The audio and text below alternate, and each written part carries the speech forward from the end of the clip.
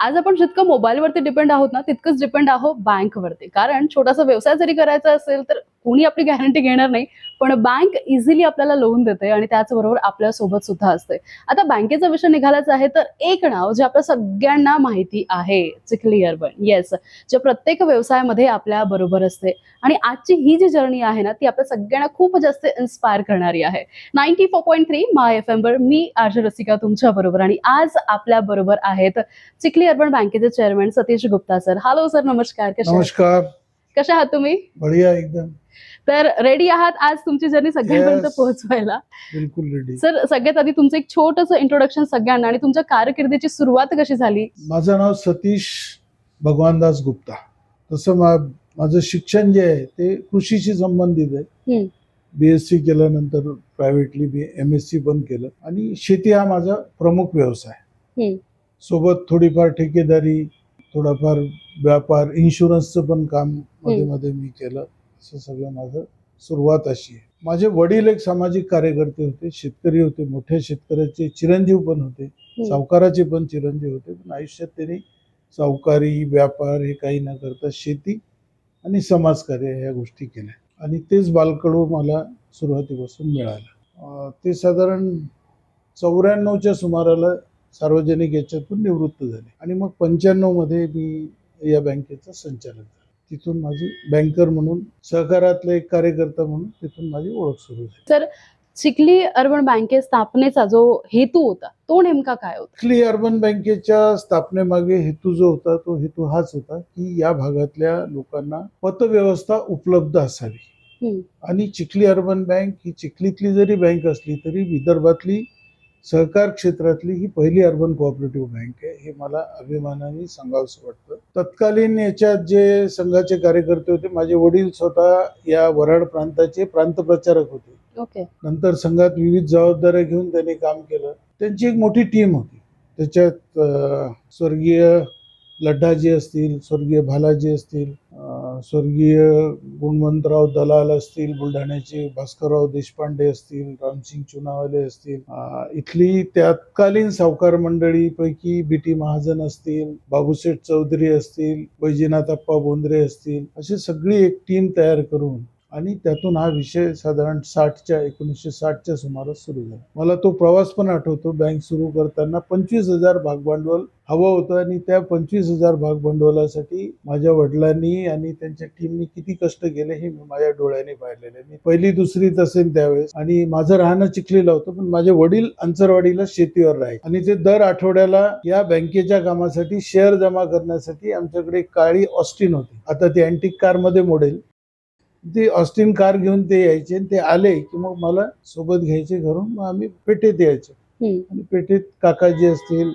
काकाजी म्हणजे भालाजींना आम्ही काकाजी म्हणतो, स्वर्गीय लड्डाजी असतील, हे सगळी टीम फिरायची. टीकाटिप्पणीचा विषय होता की हे बँक काढायला निघाले संघाची मंडळी आणि अशा याच्यात ते 25,000 भागभांडवल जमा करण्याच्या मागे लागले. 13-14 हजार रुपये झाले आणि तिथे ती गाडी स्टॉप झाली. मला हे आतापर्यंत माहित नव्हतं, परंतु पांडुरंग पाटील म्हणून एक संघाचे जुने कार्यकर्ते, स्वातंत्र्य सेनानी होते, ते वारले. त्यांनी त्यांच्या इंटरव्ह्यू मध्ये ही गोष्ट मला सांगितली. त्यांचे इंटरव्ह्यू बँकेच्या इतिहासाच्या वेळेस जेव्हा गेलो की उर्वरित 11,000 रुपये हे लालाजींनी स्वतःच्या, लालाजी म्हणजे माझे वडील, त्यांनी स्वतःच्या खिशातून टाकून ही बँक सुरू केली. असा या बँकेच्या स्थापनेचा. आणि त्या काळात इथे वसंतराव कसबेकर म्हणून संघाचे प्रचारक होते, त्यांनी या कामात खूप मदत केली. त्यांनी सगळ्यांना एकत्रित करणं, संघटित करणं, अशा प्रकारे या बँकेची सुरुवात झाली. आणि या बँकेपासून प्रेरणा घेऊन या बँकेच्या तांत्रिक आणि इतर सगळ्या याचा आधार घेऊन विदर्भात अनेक बँका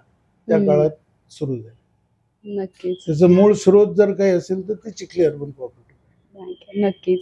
आणि सर, जेव्हा एक डोक्यात थॉट होता की आपल्याला बँक सुरू करायची आहे, तिथून तो प्रवास सुरू झाला आणि मग ग्रामीण आपल्या भागातील लोक असू देत किंवा मग शहरातील लोक असू देत, यांना बँकेची सेवा देणं कितपत योग्य ठरलंय आणि काय ग्रोथ तिथे आपल्याला पाहायला मिळाली? सुरुवातीच्या काळात काही बंधनं पण होती अर्बन कोऑपरेटिव्ह बँकात.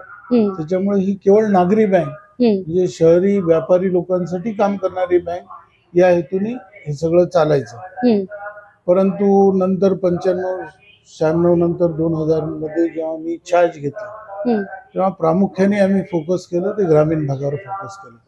शेतकऱ्यांच्या ठेवी होत्या तोपर्यंत, पण शेतकऱ्याला कर्ज देण्याचं धाडस कोऑपरेटिव्ह बँका, अर्बन कोऑपरेटिव्ह बँका करत नव्हत्या. त्या काळात आम्ही ग्रामीण भागात फायनान्स करायला सुरुवात केली आणि त्याचा खूप चांगला परिणाम बँकेच्या वाढीच्या दृष्टीने पण मिळाला. मला अजून आठवतं 2004 मध्ये जेव्हा मी बँकेत केवळ एक संचालक होतो, त्यावेळेसची जर परिस्थिती पाहिली आणि आजची परिस्थिती पाहिली तर खूप जमीन आसमानचा फरक.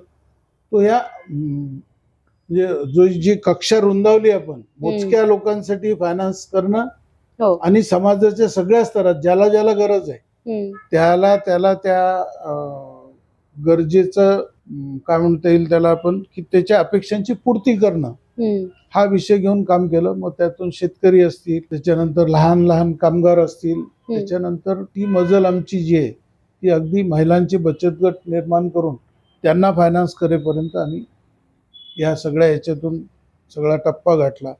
मग लोककल्याणकारी सरकार होतं, परंतु कोऑपरेटिव्ह बँकांना सोबत घेऊन काम करण्याचं धाडस जे आहे ते देवेंद्रजींनी दाखवलं. ते मुख्यमंत्री झाल्यानंतर पहिल्यांदा समाजातल्या आर्थिक दुर्बल युवकांसाठी त्यांनी अण्णासाहेब पाटील ही योजना सुरू केली.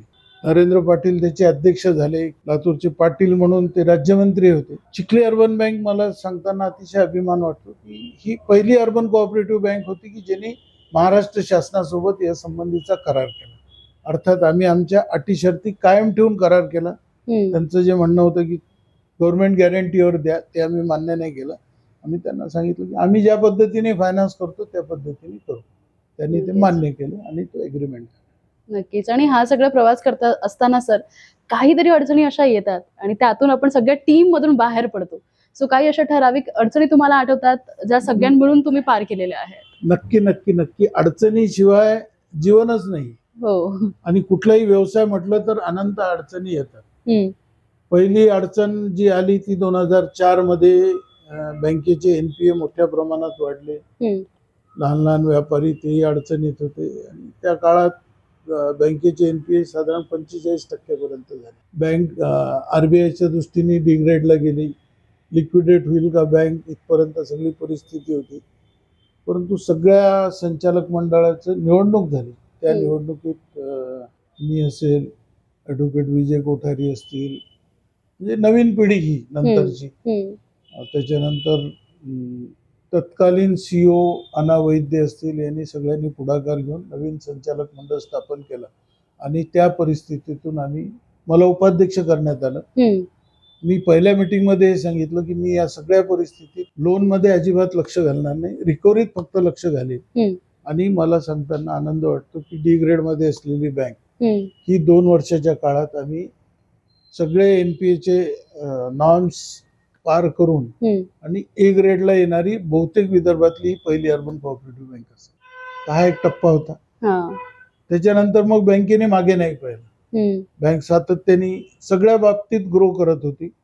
परंतु मध्यंतरी 3-4 हर्डल्स, एका calamities always they are in change, they never come alone. तर कोरोना असेल, रेरा असेल, GST असेल आणि नोटबंदी असेल, या चारही गोष्टी एकानंतर एक येत गेल्या. आणि आमचं फायनान्स हे रुरल फायनान्स असल्यामुळे त्याच्यामुळे आम्ही थोडीशी अडचणीत आलो म्हणजे आमचे NPA त्याच्यामुळे वाढले. NPAचे नॉर्म्स बदलले, परिस्थिती बदलते तसं रोज नॉर्म्स बदलतात. कोरोनाच्या काळात अनेक सर्क्युलर नवे जुने नवीन, रोज एक नवीन काहीतरी निघायचा फतवा आणि त्याच्यावर मग ऍक्शन घ्यावी लागायची. कोरोनाच्या काळात आमचे 3-4-5 कर्मचारी पण दगावले त्या ह्याच्यात. सगळ्यात इतकी सगळी काळजी आम्ही सातत्याने घेत होतो. आणि त्याच्यामुळे बँक थोडीशी ह्या 3-4 याच्यामुळे थोडीशी NPA जे आहे ते परत आता वाढले. परंतु त्याच्यावर आता बऱ्यापैकी कंट्रोल आम्ही मिळवलाय. बहुतेक या मार्चमध्ये 100% आम्ही त्या NPAच्या याच्यातून बाहेर येऊ. या मार्चमध्ये नाही आलो तर पुढच्या मार्च पर्यंत येऊ, पण 100% आम्ही त्याच्यात यश आम्हाला मिळेल. कारण ज्या टीमच्या भरोश्यावर त्या एवढ्या मोठ्या संकटातून आलो, त्या मानाने आजचं संकट हे फार मोठं नाहीये. फक्त परिस्थिती अशी आहे की एकंदरीत त्याच्यामुळे थोडंसं हे आहे, पण त्या याच्यातून सगळ्या याच्यातून नीट बँक सुरक्षित बाहेर येईल याची मला खात्री आहे. नक्कीच. आणि सर, इतक्या वर्षाचा तुमचा हा प्रवास आहे आणि आपण प्रत्येक एज मध्ये काहीतरी नवीन शिकतो, राईट? मग तुमच्या इतक्या प्रवासामध्ये काय धडा तुम्ही शिकलाय जो यंगस्टरला ऐकायला फार आवडेल? तुम्हाला गंमत वाटेल, मी जेव्हा उपाध्यक्ष झालो हम्म. तेव्हा माझा स्वभाव अतिशय तिखट तापट असा होता. हा. असं वादळी असं व्यक्तिमत्व म्हणून माझी ओळख पण होती सगळ्यांना. परंतु इतक्या वर्षात मी अनेक लोकांना भिडलो पण आहे, संघर्ष पण केलाय. पण आता माझा अनुभव जर विचाराल तर ज्या गोष्टी शांतपणे विचार करून शांततेने सुटतात, विचार केल्याने सुटतात, त्या गोष्टी संघर्षाने सुटत नाही, असा माझा आजचा अनुभव आहे. त्याच्यामुळे नवीन पिढीला असं मी म्हणेन की संघर्षाच्या आधी एकदा विचार करा. संघर्ष अपरिहार्य असेल, दुसरं सोल्युशनच नसेल तर संघर्ष निश्चित केला पाहिजे. पण जिथे सामोपचाराने गोष्टी सलटू शकतात त्या ठिकाणी नक्की शांततेने बसून नीट विचार करून गोष्टी सोडवल्या पाहिजे. याला माझं म्हणजे इथपर्यंत मी आता आलोय. तुमची इमोशनल साईड थोडीशी मी आता थोड्या वेळ आधीच बघितलेली आहे.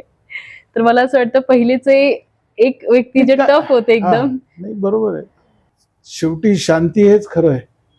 सगळी धडपड जी आहे लोकांची, युद्धही करतात लोक शांततेसाठीच करतात असं मला वाटतं. म्हणताना हेच म्हणतात, रशियाही तेच म्हणतोय, युक्रेनही तेच म्हणतोय, राईट, न्याय आणि शांतीसाठी. शांती तशीच मिळत असेल. मला ऑफ द रेकॉर्ड त्या झाडाखाली झोपलेल्या माणसाची गोष्ट पुष्कळदा आठवते की त्याला याने विचारलं की बाबा तू काय करतो? तो म्हणे आराम करतो. ते काम कर, मग काय होईल म्हणे, मग तुला पोटभर जेवायला मिळेल, मग काय होईल, तुला पैसे मिळतील, मग काय होईल, तुझं जीवन चांगलं सुखात जाईल. अरे म्हणजे सुखात झोपलोय ना मी, कसे इतक्या सगळ्या भानगडी कशा. नक्कीच. आणि हा सगळा प्रवास ऐकताना सर एक प्रश्न विचारायचा वाटेल की जितके उद्योजक आहेत ज्यांना नवीन काहीतरी करायचं आहे, कारण आताचे यंगस्टर आपण बघतो त्यांना बिझनेसमध्ये किंवा काहीतरी वेगळं करण्याची फार इच्छा असते. मग अशा व्यक्तींना, युथना, उद्योजकांना स्पेशल जे नवीन आहे या फील्डमध्ये येणार आहेत, त्यांना काय सल्ला तुम्ही द्याल? त्यांना एकच सल्ला देईल की YouTube पाहून कोणाचा तरी अनुभव ऐकून निर्णय घेऊ नका. नीट शांतपणे जी पण गोष्ट असेल त्या गोष्टीचा विचार करा. नक्की त्यात खरं काय, सत्य जाणून घ्या आणि निर्धाराने पुढे जा. सातत्य ठेवा. कारण अनेक उद्योजक मी पाहिले की त्यांचा प्रोजेक्ट खूप चांगला होता, परंतु कंटिन्युटी नव्हती, मध्येच सोडून दिलं. म्हणजे त्या उद्योगाला चांगले दिवस आले आणि उद्योगाच्या बाहेर पडले. राईट. आणि ही भागदौड, मोठी भागदौड आहे. जागतिकीकरण, बाजारीकरण ह्या ज्या 92 मध्ये 95 मध्ये स्वीकारलेल्या गोष्टी आहे, त्याची गोड आणि कटू दोन्ही फळं आज आपल्याला बघायला मिळत आहेत. मला आठवते 94-95 मध्ये सहकार भरतीचे एक अधिवेशन, दत्तोपंत ठेंगडी त्याला प्रमुख वक्ता होते. त्यांनी ज्या ज्या गोष्टी सांगितल्या होत्या त्या गोष्टीकडे देशाची आणि जगाची वाटचाल चालू असताना पाहतोय. त्याच्यामुळे सगळ्या क्षेत्रात धनदांडगे जे आहेत, भांडवलदार जे आहेत, त्यांचं प्रस्थ आणि प्रभाव हा दिवसेंदिवस वाढतोय. सहकार हे असं क्षेत्र आहे की ज्यातून समाजाचा प्रभाव हा वाढण्याची 100% खात्री आहे. म्हणून मला असं वाटतं की सहकारात काही गोष्टी, काही व्यक्ती वाईट असतील तरीही सहकार हा वाढला पाहिजे. आणि सहकाराच्या आधारावरच या देशाच्या सामान्य माणसाचं स्वातंत्र्य, आर्थिक स्वातंत्र्य या सगळ्या गोष्टी टिकणार आहेत. या टिकवायच्या असतील तर सहकार सगळ्यांनी केला पाहिजे. आणि सहकार आपल्या संस्कृती, जी हिंदू संस्कृती म्हणा, भारतीय संस्कृती म्हणा, त्याचा बेस जर काही असेल तर ते सहकार. आणि त्या सहकारात सगळ्यांनी आपापलं योगदान दिलं पाहिजे. तरुण पिढीला मी हे म्हणेन की त्यांनी सहकारी बँकेत येऊन बघितलं पाहिजे. बघितलं तर त्यांना कळेल की टेक्नॉलॉजी वगैरे सगळं इथे आहे. फक्त माणसं, थोडी माणुसकीवाली माणसं इथं असल्यामुळे आपल्याला असं, आता तुम्ही आमच्या बँकेत आलात, आमच्या कर्मचाऱ्यांना पाहिलं, तुम्ही आमच्या उपाध्यक्षांना पाहिलं, साधेपणा जो आहे तो, तर आम्हाला असं वाटतं की तो आमचा स्ट्रॉंग पॉइंट आहे. राईट. लोकांना वाटतं की वीक पॉइंट आहे, त्याच्यामुळे तुमचं इम्प्रेशन पडत नाही. इम्प्रेशन पाडून काय करायचं? काम झालं पाहिजे, लोकांचं काम झालं पाहिजे. लोकांसाठी तुम्ही आहात, तुमच्यासाठी लोक नाही. लोक नाही आणि ते करायला कपडे, ड्रेस, सूट बूट या सगळ्यांची काय आवश्यकता नाही. त्या पद्धतीने आमचे कर्मचारी काम. नक्कीच सर, थँक्यू सो मच. तुमची जर्नी ऐकून खूप भारी वाटलं आणि इथे आल्या आल्या जे आपलेपणाचं एक नातं फील झालेलं आहे ना, ते ऍक्च्युली खूप महत्वाचं आहे, कारण फार कमी लोक ते करू शकतात. So thank you once again sir. आणि आत्ता आपल्या बरोबर आहेत पुरुषोत्तम दिवते सर, उपाध्यक्ष आहेत आणि त्यांच्याशी आपण चर्चा करूयात. नमस्कार सर, कसे आहात तुम्ही? नमस्कार. एकदम छान, उत्तम. मी पुरुषोत्तम गणपतराव दिवटे, एक सेवानिवृत्त शिक्षक आहे आणि 2010 पासनं या बँकेचा संचालक म्हणून मी या बँकेत काम करतो आहे आणि गेल्या 3-4 वर्षापासनं मी उपाध्यक्ष म्हणून दी चिखली अर्बन कोऑपरेटिव्ह बँकेत सध्या कार्यरत आहे आणि ते सगळं काम मी करतो आहे. संचालक मंडळाच्या आमच्या ज्या मासिक मीटिंग्स होतात त्या अगदी नियमितपणे अर्थात दरमहा होत असतात आणि अगदी वेळेवरती त्या मीटिंगची सुरुवात होते. आमच्याकडे फक्त 10 मिनिटाची सूट आहे असं म्हणायला हरकत नाही. 10 मिनिटापेक्षा कोणीही अधिक लेट येतच नाही. वेळेपूर्वी सगळे हजर असतात आणि बैठकीची सुरुवात अतिशय खेळीमेळीच्या वातावरणात मीटिंग हॉलमध्ये होते. मीटिंग साधारणपणे 5 ते 6 तास आमची मीटिंग साधारणपणे चालते. आमचे CEO पंधाडे साहेब हे एक विषय घेतात. जवळपास 35 विषयांपेक्षा जास्त विषय हे नियमितपणे आमच्या मासिक मीटिंग्समध्ये असतात आणि आमचे साहेब ते एक विषय घेतात, त्याच्यावरती आमची चर्चा होते. सो सध्या आपल्या बरोबर आहेत Shashank Pandhale sir, CEO of our Chikhli urban cooperative bank. नमस्कार सर, कसे आहात तुम्ही? छान, एकदम मस्त. Yes. नमस्कार, मी शशांक पंधाडे, चिखली अर्बन बँकेचा CEO म्हणून सध्या काम करत आहे. 1996 पासून मी चिखली अर्बन या बँकेशी जोडलेलो आहे. शिकाऊ क्लर्क म्हणून या बँकेत मी सुरुवात केली आणि एक टप्पा पार करत आज मला माझ्या अध्यक्ष साहेबांनी आणि संचालक मंडळांनी गेल्या 2 वर्षापासून मी CEO या पदावर या ठिकाणी काम करत आहे.